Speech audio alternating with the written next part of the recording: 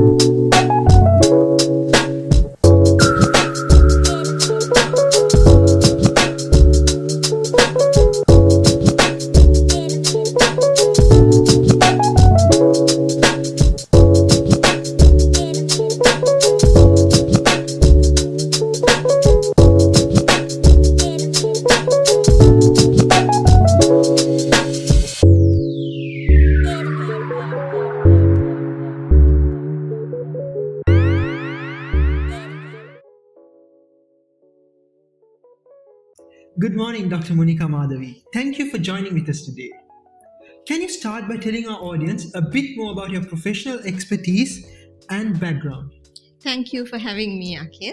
I graduated from University of Colombo with a first class honors in physics, and then I joined the department as a probationary lecturer. Then I started my Ph.D. at Queensland University of Technology, Australia, in Computational Biophysics. So after graduating, I joined the department back as a senior lecturer in physics. So I'm currently working as a senior lecturer as well as the academic advisor of the department. And also I'm leading the research group at the Department of Physics, Computational Biophysics Research Group. That's quite impressive, Doctor. Could you please tell us more about the challenges that you had to face to come to this position? Well, challenges, I would say, you would face challenges in the academic journey. You always have to manage time between your academic studies and all the other responsibilities that you have to do, especially when you are working while studying. There is time management and you have to manage your tasks accordingly, and then you have to work with different groups of people, and there are of course challenges when it comes to research.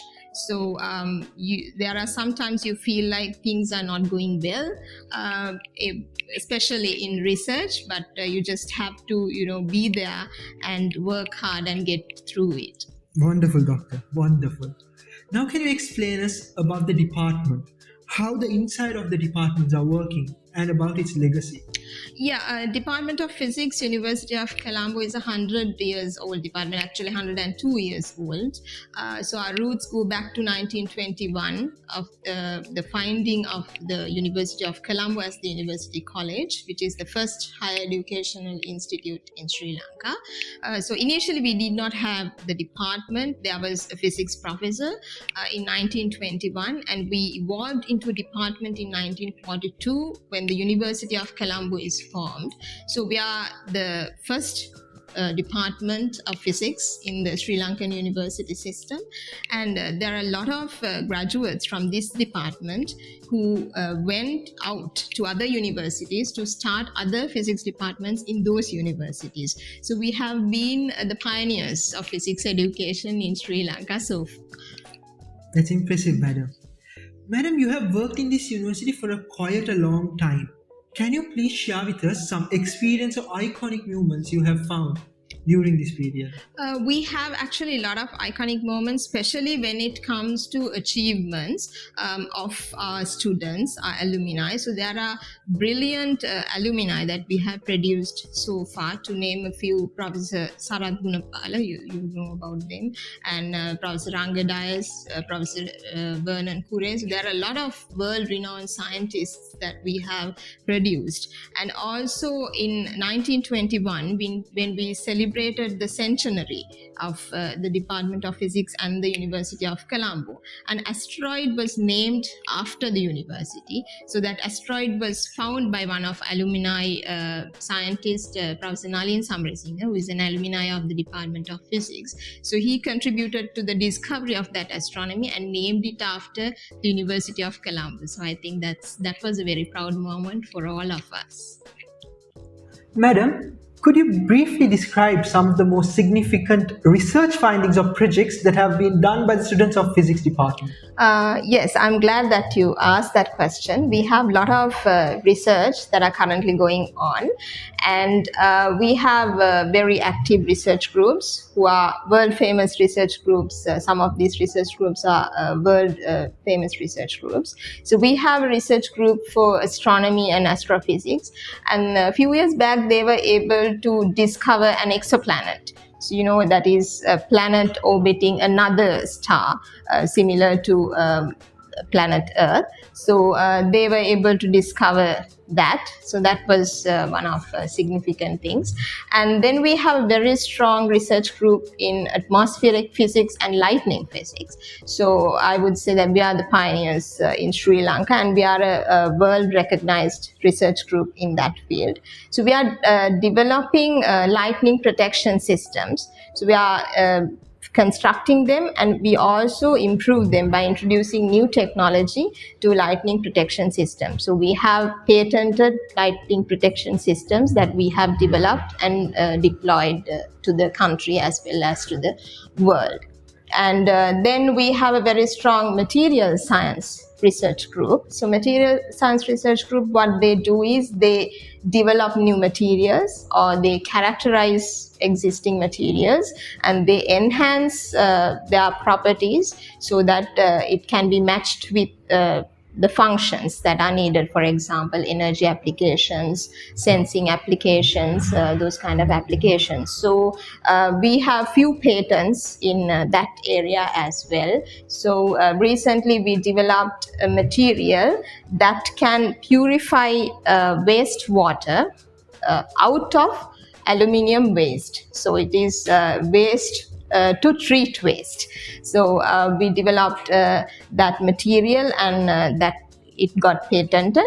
And then we are working on graphene based materials, because graphene is a natural resource that we have in Sri Lanka and we can add value to. So we are developing graphene based sensors for energy applications and different other applications. And we are working on flexible electronics. So flexible electronics is the electronic circuits that you can print on your dress, on your skin, so that you can get signals about your heartbeat and everything. You can just take it out. So we are developing a graphene based ink for flexible electronic applications.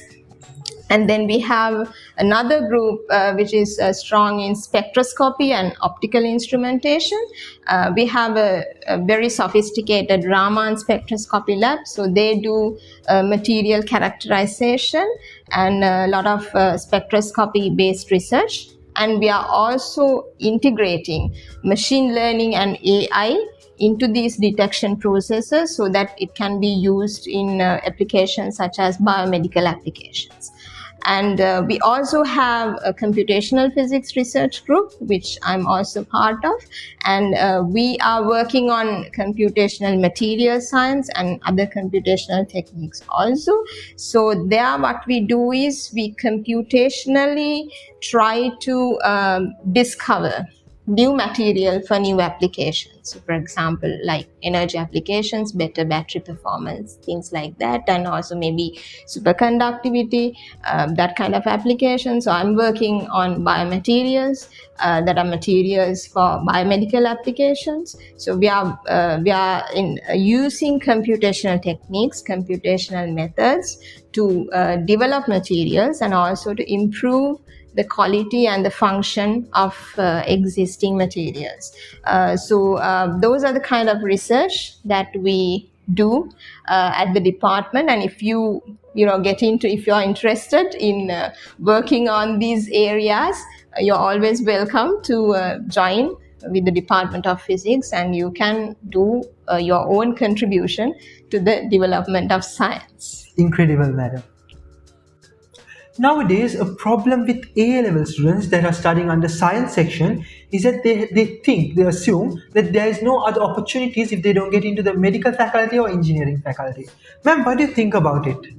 Yeah, I think that is quite a misunderstanding among the students. So I would say that I got selected to the engineering faculty, but I didn't want to do that. So I decided that I would do a science degree. I wanted to do physics, and I would come to the science faculty of the University of Colombo. And there are quite a few students who are doing that also. I mean, even though they get selected to the medical faculty or engineering faculty, they do decide to come here to pursue what they love to do in their life.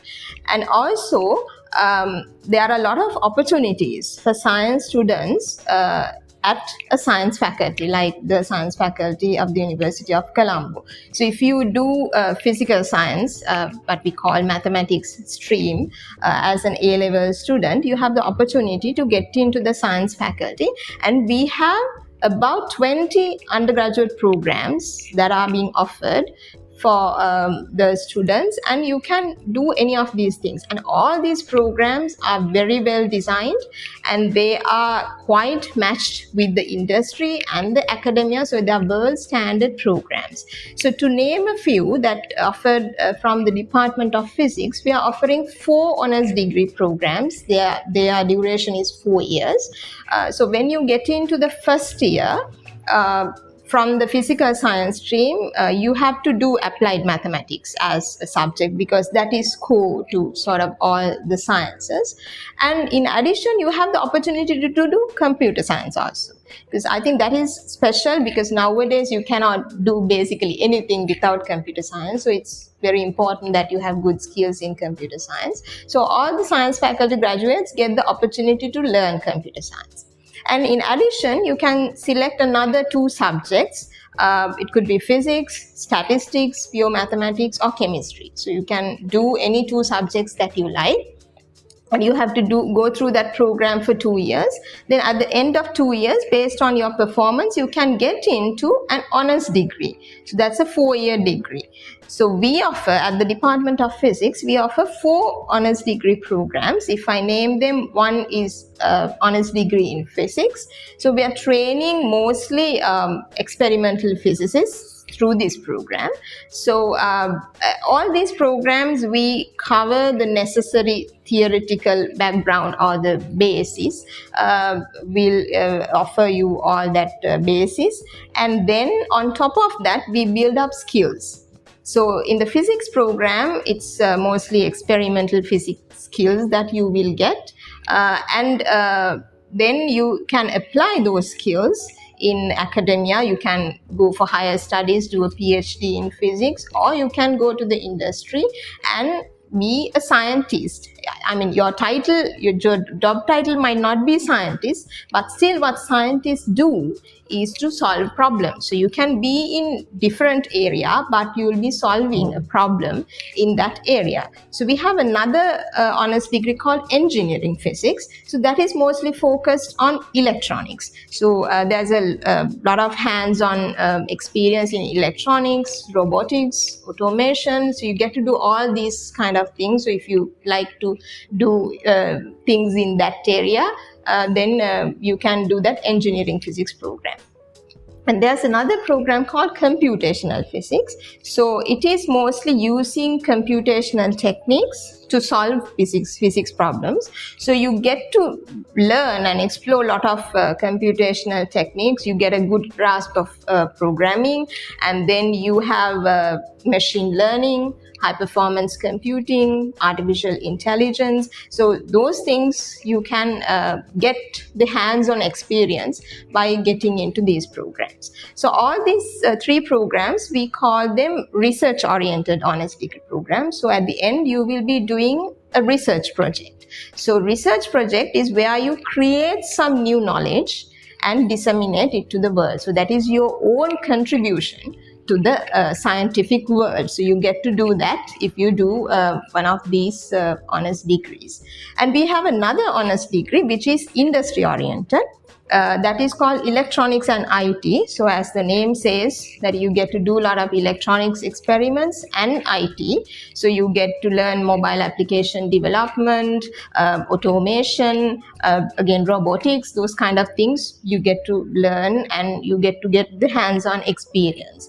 And plus you get a industrial training. So you get a 6 months training at industry, and so you can directly be absorbed to that in the industry if you are interested. So I think there are plenty of opportunities, and other faculties, other departments also offer many honors degree programs. So if you get into a science faculty, actually there is wide variety of programs. You have lots of choices, not just medicine and engineering. You have a lot of choices, and there are a lot of pathways that you can go to. So we cannot just, label that you will be this person when you graduate, but you will basically become a scientist. If you do a science degree, you are a scientist. Your title might not say that you are a scientist. Sometimes it might say that you are a scientist, but you will be a problem solver, and you will be contributing to the development of whatever the sector that you are working in. So I think the A-level students should get rid of the misconception that it's only engineering and medicine that are there for you, and there are a lot of other opportunities. So I would like to request them to explore these opportunities. Go into our website, and you can search all these things. And we have produced graduates who are working in Sri Lanka as well as in abroad. So they are doing pretty well. They are at the top of their field. So for example, if you take NASA, we have quite a number of graduates from the Department of Physics working at NASA. If you think of the CERN, the Large Hadron Collider, we have a lot of scientists working there. And even if you take companies like Intel, Google, we have a lot of physics graduates who are working in these top companies. And in Sri Lanka also, that is the same. So if you look at all the top companies, you will find physics graduates working at top positions on in those companies. Awesome, madam. Now I think most of the students who are listening, or most of our audience, will be taken into the science stream. And Madam, can you give us a small advice to the A-level students who are willing to come to this university? Yes, so the advice that I want to give them is that you have to get through your A-levels very well. And in doing that, do not constrain yourself only to the syllabus. So try to explore beyond the syllabus. Syllabus is just a frame, right, a structure where it says what are the components that you have to learn, but don't get framed into that. Try to go beyond. You have lots of resources outside, and you can explore these resources and experience the wonder of science. Just don't do papers, and don't focus only on the exam. Exam is important, I know that you have to go through it, but you can easily go through the exam if you actually explore the wonder of science, and if you learn to experience its beauty, and if you try to actually get into what is inside these concepts, then you will be enjoying your learning. I know that most of the A-level students might not be enjoying what they learn, but if you actually get into the subject, If you explore these topics more thoroughly, then I'm pretty sure that you will be enjoying what you learn. So that's the main message I have to give all the A-level students. So, madam, basically you're saying is for our students to fall in love with the subject. Yes, of course. That's the key for success. That's the key for success. Thank you for your insights, madam. Dr. Monika Madhavi, who is currently sharing her experience, is the senior lecturer and academic advisor at the physics department of Colombo University. Madam, it's been a pleasure discussing your work and experience with you. Thank you. It's been a pleasure. And also the viewers of this video series, thank you for joining with us today. Hope you had a wonderful time with the Epistemics 2023, organized by the Royal College Science Association. Then till we meet again, thank you and have a great day.